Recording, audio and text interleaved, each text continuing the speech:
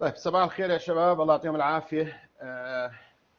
نبلش موضوع جديد اليوم. موضوع اليوم هو واحد من الجيرياتريك diseases. Also we have benign prostatic hyperplasia or BPH.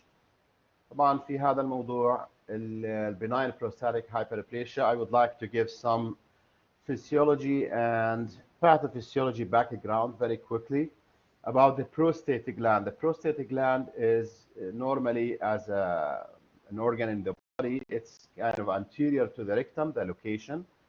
It's a small heart-shaped, chestnut-sized gland located below the urinary bladder. And as you see here in the picture, this is the bladder. And underneath, we have here the prostate gland on both sides of the urethra. So it's a soft, symmetric, and mobile on palpation. On palpation, it means like it's movable. When somebody will touch that prostate gland, for example, it's kind of movable. And on average, in a human or a man adult, it weighs about 15 to 20 grams in weight. It has certain size or weight that's characteristic of that prostate gland. What is the function of the prostate gland? The prostate has two major functions. Number one, to secrete the fluids, which will make a portion of the ejaculate volume in men. It's about 20 to 40% of that fluid comes from the prostate gland. And number two, provides these secretions. These secretions, they have kind of antibacterial effect.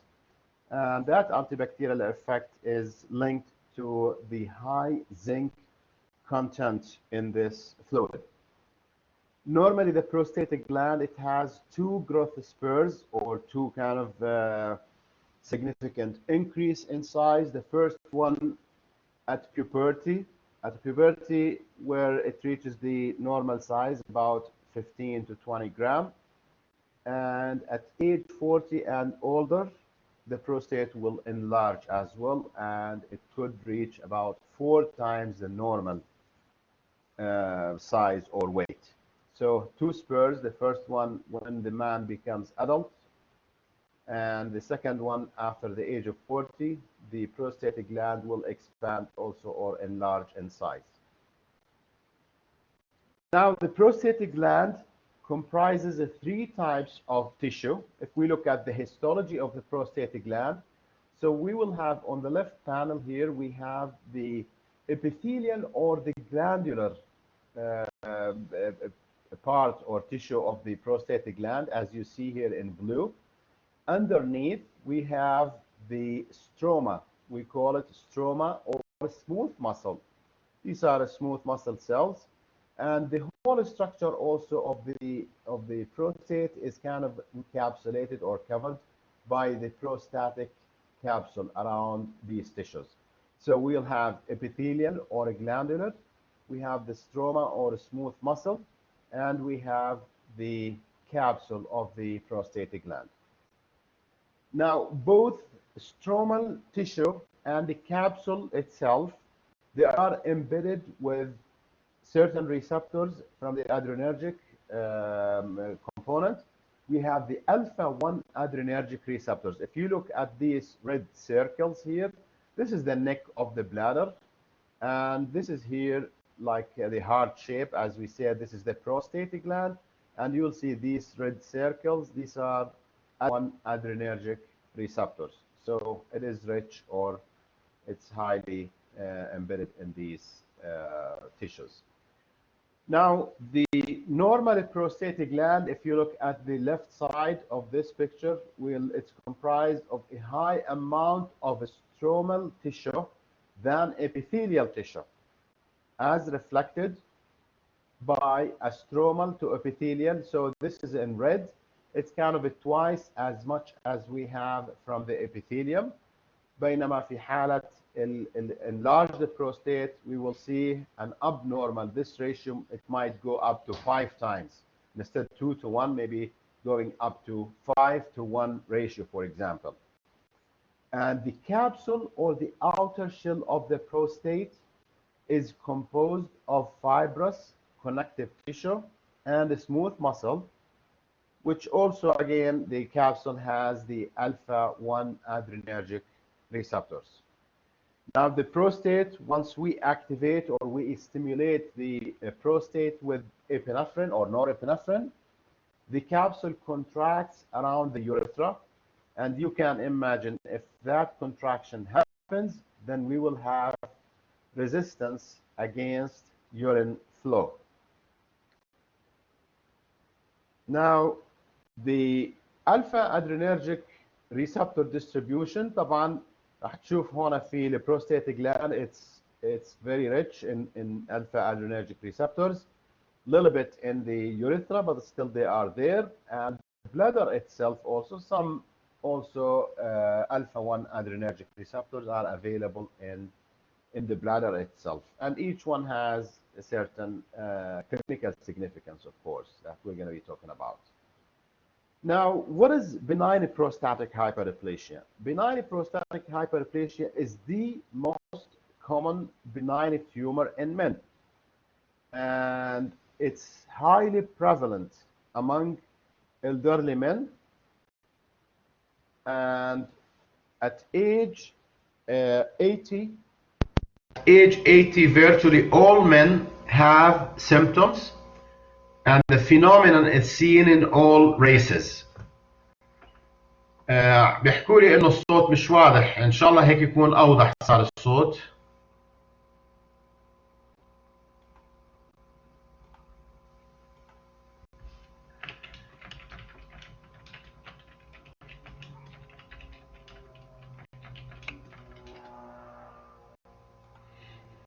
اوكي، اذا هيك اوضح ممتاز. طيب، الآن حكينا أنه benign prostatic hyperplasia, most common benign tumor in men, and it's highly prevalent طبعا في elderly people. At age 80, virtually all men they have benign prostatic hyperplasia. بنشوفها بكل ال ages طبعا، أو بكل races عفوا. فإذا هذه من ناحية the prevalence of the disease and how common benign prostatic hyperplasia. Let's look at the histology or the gross anatomy of the benign prostatic hyperplasia. If you look at the left-hand side, you will see a normal prostate. It's under the bladder. Again, it's around the urethra. Urine flow here, if you see the yellow arrow, urine will go through the urethra and can go out freely with no obstruction, no resistance against urine flow. But if you look at the benign prostatic enlargement or hyperplasia on the right-hand side, you see there is some constriction here in the urethra because the prostate got enlarged. You see the size of the prostate now getting bigger. So it's pushing against urine flow. So the urine is kind of coming back to the bladder. So we have resistance or poor urine flow in benign prostatic hyperplasia. And that's the main complaints or the main symptoms that patients, they normally complain if they have benign prostatic hyperplasia. Now, what is the role of hormones in this enlargement of the prostate? Some of you might ask a question, why do men develop this benign prostatic hyperplasia? So let's go into the details. Within the prostate, we have testosterone. This testosterone is converted by the enzyme 5-alpha reductase into dihydrotestosterone or DHT, which is a more potent form of testosterone. So the key enzyme here is 5-alpha reductase, which is responsible for the conversion of testosterone into dihydrotestosterone. And we have two isoforms of this 5-alpha reductase enzyme. We have type 1 enzyme, which is available in the sebaceous glands in the frontal scalp. It's also available in the liver and the skin. It's responsible for acne and may increase body and facial hair. On the other hand, type 2 enzyme, or isoform 5-alpha reductase type 2 enzyme, it is localized in the prostate, in the genital tissue, and hair follicles of the scalp. It's responsible for growth and enlargement. So basically, we need to block this enzyme, or this isoform of the enzyme of 5-alpha reductase, in order to stop or slow down the growth and enlargement of the prostate. So the role of the hormone, again, DH2 dihydrotestosterone leads to enlargement and hyperplasia. Another hormone is estrogen. Again, estrogen, yes, in men, a product of peripheral metabolism of androgens. They get metabolized peripherally into estrogen, which is believed to stimulate the growth of the stromal portion of the prostatic gland. Again, we said the stromal is getting bigger, sometimes 5-to-1 compared to epithelial tissue of the prostatic gland. So two hormones here are involved, the DHT, dihydrotestosterone, which is a metabolic product of conversion of testosterone into DHT by the enzyme 5-alpha reductase, and the second is the estrogen, which is also converted from androgens peripheral to stimulate the growth of the stromal portion of the prostatic gland. In benign prostatic hyperplasia, again, this ratio of stromal to epithelial can go up to 5-to-1. So you can imagine here the red will have much of the red than on the expense of the blue or the epithelium. So we will have more stromal cells, which explains why alpha-1 adrenergic antagonists are quickly effective and symptomatic in management, and why 5-alpha reductase inhibitors reduce and enlarge the prostatic gland by only 25%. Again, these are the two main treatment options we have for benign prostatic hyperplasia. We will talk about them briefly today and in more details next time. So in this case, we'll have alpha-1 adrenergic blockers or alpha-1 adrenergic antagonists. This is the first one. And the second group is the 5-alpha reductase inhibitors. Those inhibitors will work on the enzyme to inhibit the enzyme, then prevent the conversion of testosterone into the more potent form, DHT. So again, each one has their own mechanism of action and their effect. So benign prostatic hyperplasia commonly results from both static factor or dynamic factor. The static factor, of course, the gradual enlargement of the prostate. So it's kind of a silent, the size of the prostate day after day will increase. That's why we call it a static factor.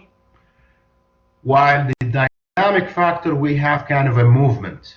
Dynamic factor, agents or situations that increase the alpha adrenergic tone, will increase the contraction of that smooth muscle, will make constriction to the gland's smooth muscles, therefore will make kind of obstruction to urinary flow. Now, what are the medications that might cause these symptoms? Some of the drugs that may give you like BPH similar effects or benign prostatic hyperplasia symptoms, testosterone replacement, because enlargement of the prostate will depend on testosterone. So one of the adverse effects of testosterone is, again, BPH symptoms or similar symptoms. If we give alpha agonist, in the treatment we were saying alpha antagonist, but if you give the other agents, the alpha agonist, so you might also lead to urinary obstruction due to enlargement of the prostate. Another group of drugs, the anticholinergic drugs and the diuretic drugs. So I will stop here for a moment just to get you a quick question. So I want everybody to see the question on the screen and hit yes or no, true or false. The normal prostate gland in adult man weighs 150 to 200 grams.